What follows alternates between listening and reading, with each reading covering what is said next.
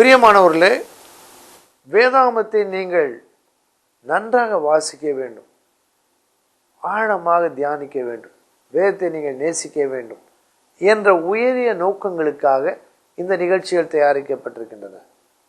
அதிலே அடிப்படையான Bible information, அதாவது வேதாகம தகவல்கள், வேதத்தில் எது எங்கே வருகிறது, எந்த சம்பவம் எந்த அதிகாரத்தில் வருது, அதை நீங்கள் தரோவாக தப்பு விடாமல் படிச்சுக்கிறதுக்கான உதவிக்கு தான் இந்த நிகழ்ச்சிகள் தயாரிக்கப்படுகின்றன. இப்போ ஒரு இமேஜ் காட்டுறாங்க பாருங்கள். ஒருத்தர் விதைக்கிற மாதிரி இருக்குது பார்த்தீங்களா, இது விதைக்கிறன் உவமை என்று அழைக்கப்படுகிறது. சரியாக சொன்னால் பேரபிள் ஆஃப் 4 சாயில்ஸ், அதாவது 4 விதமான நிலங்களை பற்றிய உவமை. விதைக்கிறவனும் விதைப்பதும், விதைக்கிறவனும் விதையும் என்று பல விதங்களில் நாம் யோசிக்கலாம். ஆனால் எங்கே இந்த பகுதி வருது அதை படிக்கிறதுக்கு பாருங்க.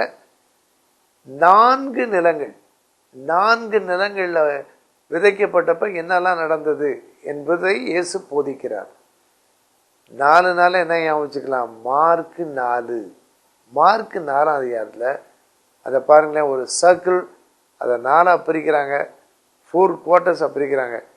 மார்க்கு 4ல் இந்த உவமை சொல்லப்பட்டிருக்கிறது. அதை அடுத்து ஆண்டவராய் இயேசுக்கு விளக்கத்தை கொடுக்கிறார்.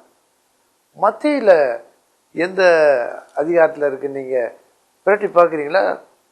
மத்தேயு 13 இருக்குது பாருங்கள். மத்தேயு 13 இது எப்படி ஞாபகம் வைக்கிறது? அந்த 1 பார்த்தீங்களா, அது நல்ல நிலம். மீதி 3 பாதை, பாறை, முள்ளுள்ள இடங்கள். இப்போ 1, 3, 13ல் இந்த உவமை சொல்லப்பட்டிருக்கு. சிம்பிள் ஒரு ஒர்க் அவுட். அதாவது எண்களை கூட்டியோ கழித்தோ நாம் கொஞ்சம் யோசித்தோன்னா அந்த எண்ணை நம்ம மறக்க மாட்டோம். அப்படி தான் நம்ம மொபைல் நம்பர்லாம் பொதுவாக ஞாபகம் வச்சுக்கிறோம், டபுள் நம்பர் இல்லைனா எப்படி முடியுதுன்னு.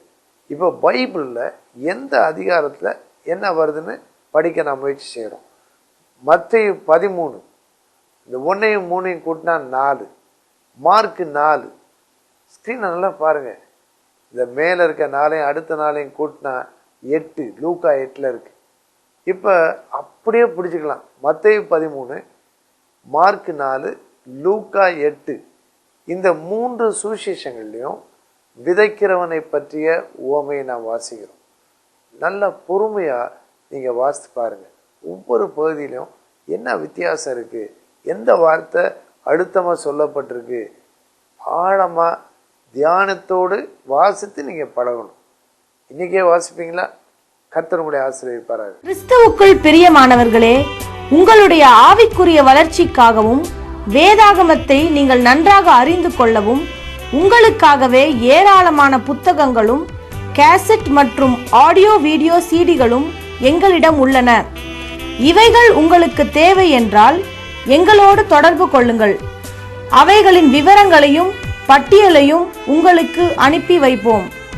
நீங்கள் தொடர்பு கொள்ள வேண்டிய எங்கள் முகவரி: டாக்டர் செல்வின் டி எபினேசர், பின்தொடர் பணி, தபால் பை எண் 1, காந்தி நகர் கிழக்கு, ஒட்டஞ்சத்திரம் 624619.